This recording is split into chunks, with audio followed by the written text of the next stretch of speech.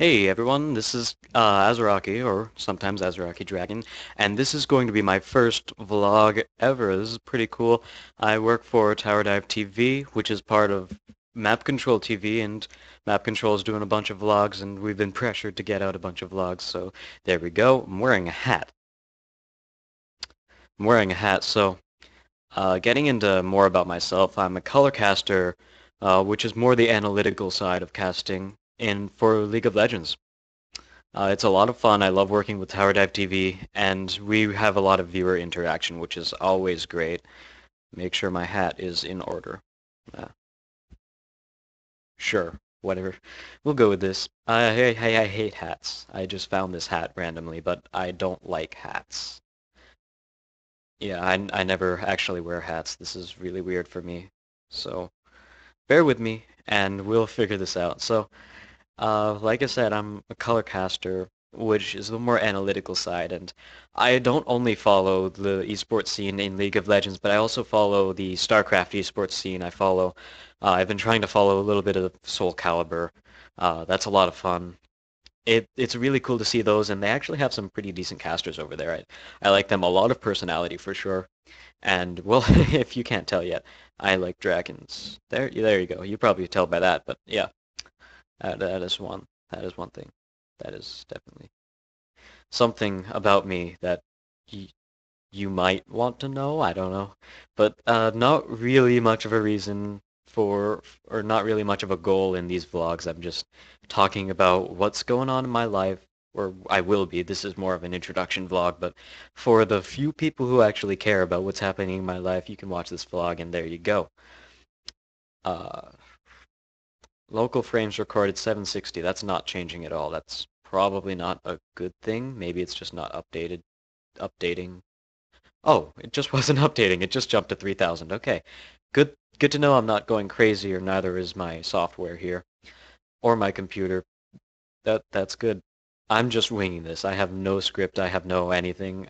I have nothing planned. I just turned on the camera and started talking. So, let's see. I'm definitely one of the more generally esports-oriented people at Map Control. Uh, one of the few who follow both League of Legends and StarCraft. And like I said, a little bit of Soul Calibur every now and again. I don't really follow shooters as much as I probably should, but I definitely know uh, some of the competitive aspects of a lot of shooters out there, especially Counter-Strike, and I even know uh, sort of a decent amount about about Quake Live, but not too much, not as much as someone who actually is part of the Quake Live esports scene would know. And I'm really hoping for more sort of genres in esports.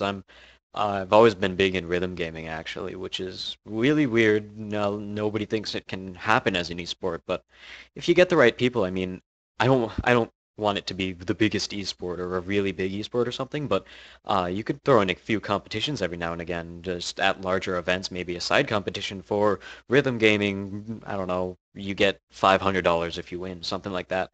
Real quick event, something a lot of fun for people, and just to make sure that we get as much well-rounded gaming at some of the esports events as possible. Not only that, but I also want to see racing a little bit in esports. That's not really very popular. The only one I can think of right now is Trackmania being an esport, and right now it's still not standing as a very good spectator sport, which I think is one of the main problems about racing games, is that it is pretty hard to be spectating a racing game. It's hard to shoutcast. It's hard to be the cameraman for a racing game when you're playing it professionally. But I really think that it would be a really nice idea to figure out how to do that, get some racing in, and yeah, I would even try to figure out how to cast some racing games and get that into the esports scene, because I really don't like it when the whole esports scene is dominated by 3 or 4 games, you know.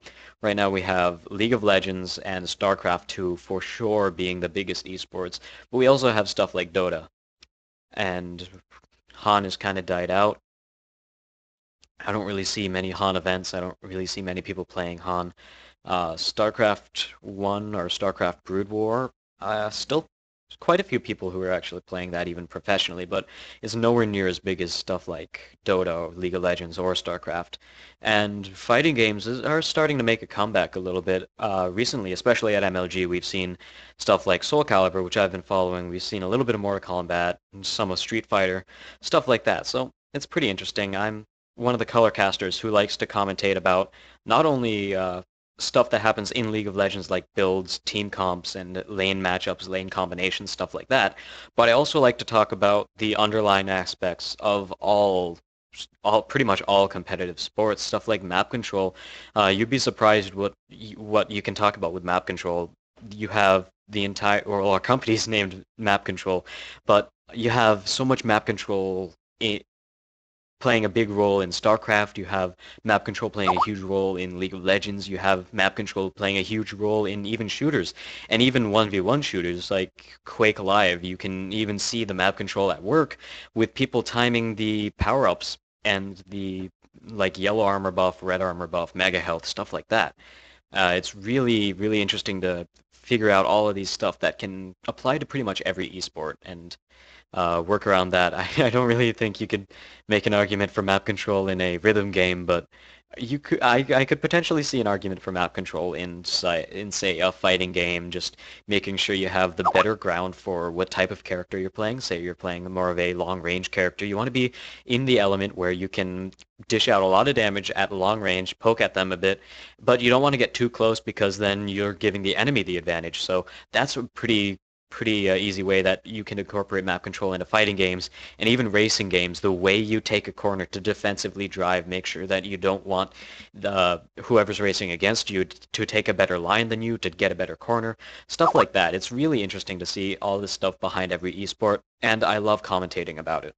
So hopefully I'm going to be doing more than just League of Legends in the future, but definitely League of Legends is my main place of, hey, I'm going to cast. So definitely see me around in Tower Dive TV. I try to do as many events as possible. We do a lot of viewer interaction. So if you're not already a person who watches TDTV regularly, you can definitely hop over to our channel. It's OwnTV/ Tower Dive TV. That's it. There's probably going to be a link in the description if I can figure out how to do that, because I'm not uploading this to my YouTube. I'm uploading it to the map control YouTube and logistical stuff. I don't know yet, but we'll figure it out. So that's pretty much all I really needed to say. It's taking a lot longer than I thought it would, but that's fine. Azaraki signing off. Goodbye.